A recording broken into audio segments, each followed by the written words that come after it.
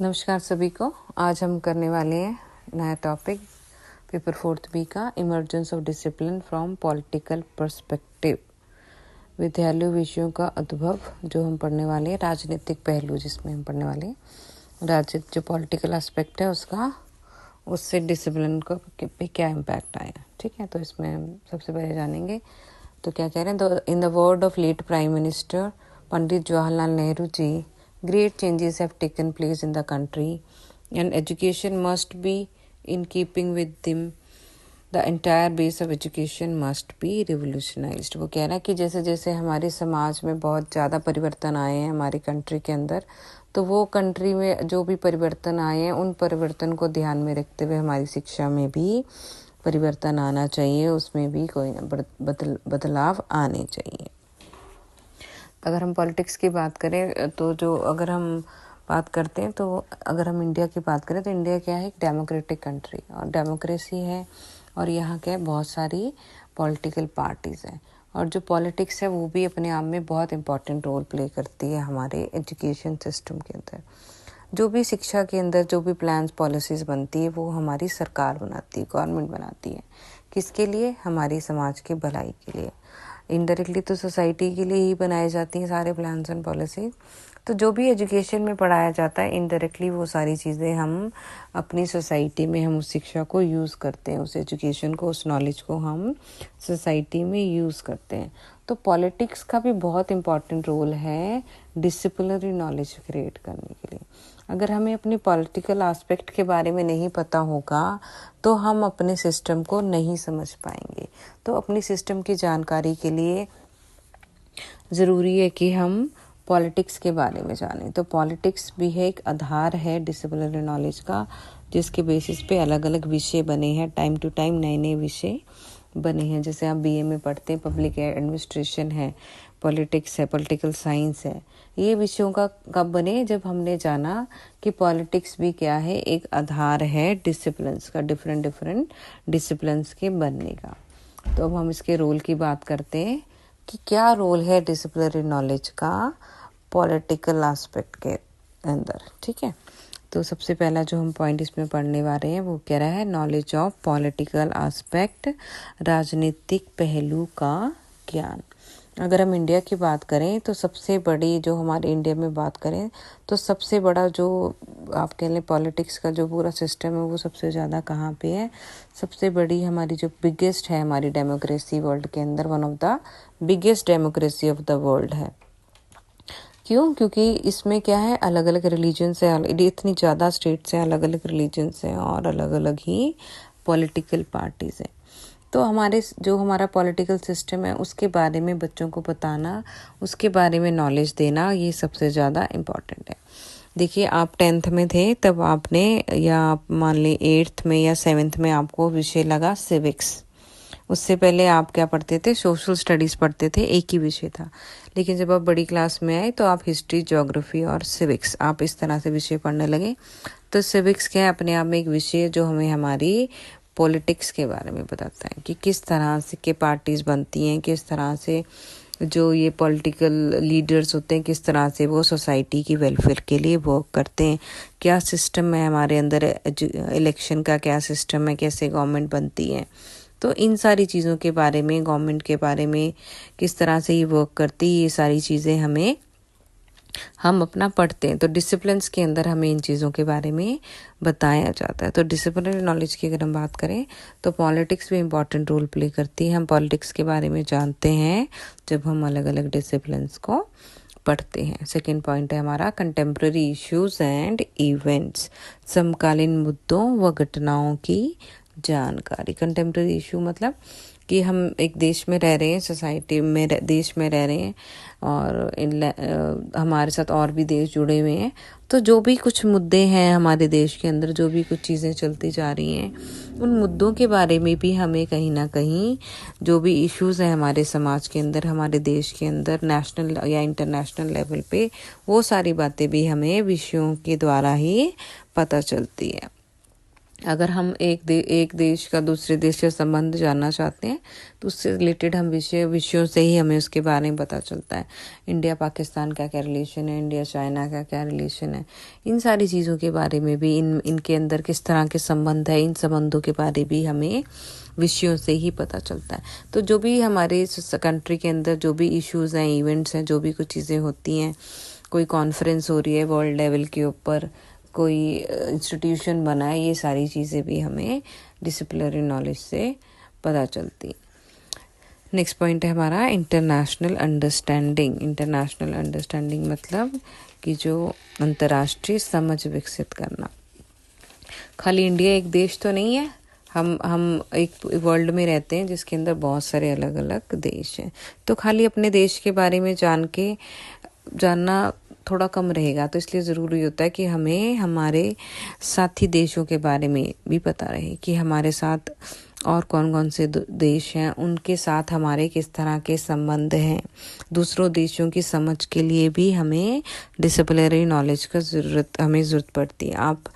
अगर आपको दूसरे देशों के बारे में पता होगा, वहाँ के कल्चर के बारे में पता होगा, किस तरह की वहाँ पे लैंग्वेज बोली जाती है पता होगा, तभी आप अगर उन देशों के साथ अच्छे संबंध रख सकते हैं। तो इंटरनेशनल अंडरस्टैंडिंग के लिए भी हमें डिसिप्लिन्स की ज़रूरत पड़ती है। आप देखें आजकल तो हमने थर्ड लैंग्वेज का कंसेप्ट डाल दिया है कि आपको अपनी हिंदी के साथ, आपकी मातृभाषा के साथ आपको कोई ना कोई फॉरेन लैंग्वेज का भी कंसेप्ट आ गया। ये किस लिए आया? ताकि आप दूसरे देशों को समझें। कभी अगर आप दूसरे देश जाएं तो आप वहाँ पे रह सके, वहाँ की जो भी वहाँ का एनवायरनमेंट है उसके बारे में जान पाए। नेक्स्ट पॉइंट है हमारा development of democratic outlook. Democratic मतलब लोकतांत्रिक दृष्टिकोण का विकास करना। अब डेमोक्रेसी की बात आई है तो डेमोक्रेसी हमें क्या सिखाती है? अच्छा नागरिक बनना सिखाती है। अच्छा नागरिक कब बनते हैं आप? जब आप अपने राइट्स और ड्यूटीज़ को फॉलो करते हैं। तो हमारा जो डेमोक्रेटिक आउटलुक कब डेवलप होगा? जब हमें हमारे इन चीज़ों के बारे में पता होगा कि क्या हमारे अधिकार, हमें संविधान में क्या अधिकार दिए गए हैं, किस तरह की हमारी ड्यूटीज़ हैं जो हमें करनी है, समाज के लिए क्या हमने कार्य करने हैं। ये सारी समझ भी हमें विषयों से ही मिलती है। हमारे अधिकारों के बारे में आपको राइट्स मिले, कॉन्स्टिट्यूशन ने आपको फंडामेंटल राइट्स एंड ड्यूटीज़ बताता है।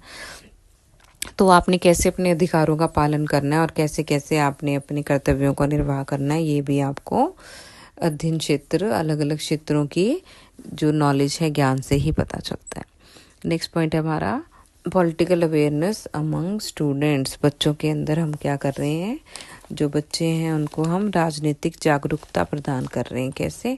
कि जब आप विषय पढ़ते हैं तो आपको अपने एरिया, अपनी कंट्री के अंदर किस तरह का पॉलिटिकल सिस्टम है उसके बारे में पता चलता है। हमें पता चल रहा है कि हमारा डेमोक्रेटिक सेटअप है, हम इलेक्शन लड़ते हैं, जो लोग हैं वो ही अपने लिए सरकार बनाते हैं, अपने जो लीडर्स को चुनते हैं, जो लीडर्स उनके लिए फर्दर क्या करते हैं, वो करते हैं। तो एक तरह से हम क्या कर रहे हैं, हमारी जो लोकतांत्रिक दृष्टिकोण है हमारे अंदर वो डेवलप हो जाता है। नेक्स्ट पॉइंट है हमारे पास faith in feeling of brotherhood. Faith in feeling of brotherhood मतलब कि आपके अंदर भाईचारे की भावना का विकास करना। भाईचारा की बात क्यों आई? क्योंकि जब हम इंटरनेशनल अंडरस्टैंडिंग की बात करें तो एक शब्द आता है वासुदेव कुटुंबकम, जिसमें होता है फीलिंग ऑफ ब्रदरहुड।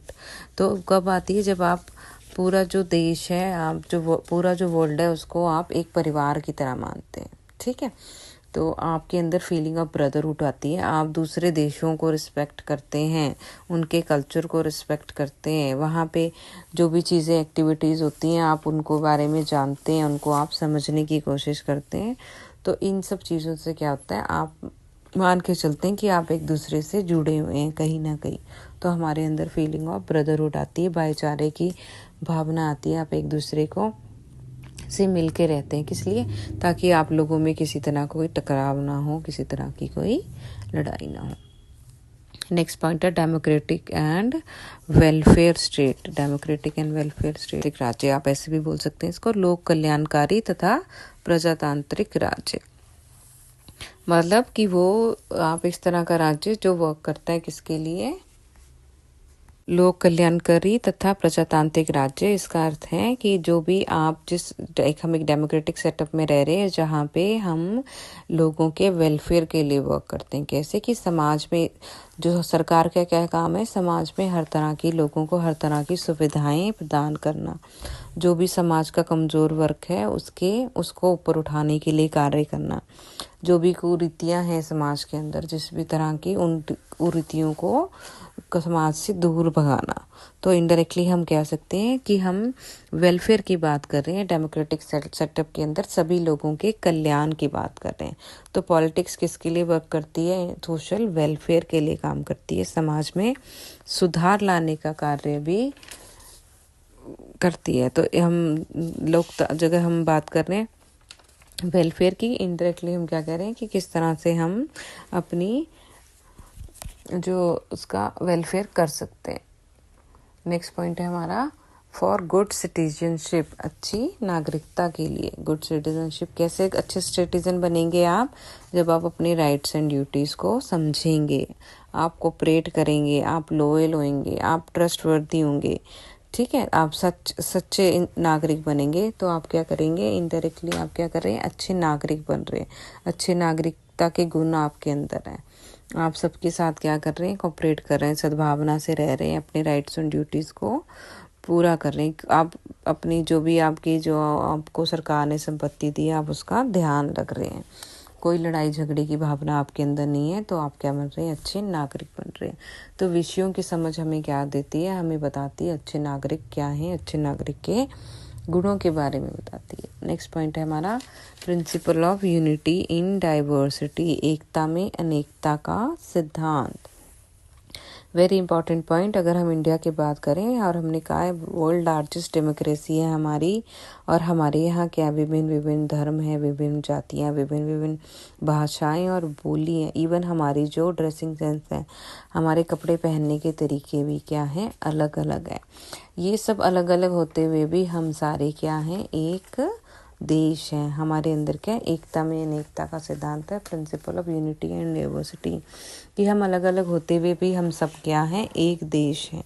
कैसे हैं? क्योंकि हमें एक दूसरे से जोड़ रखा है, शिक्षा ने जोड़ रखा है। आप बोलें, चाहे आप कह लें कि जो राजनीति है वो क्या करती है? सबके लिए काम कर रही है ना।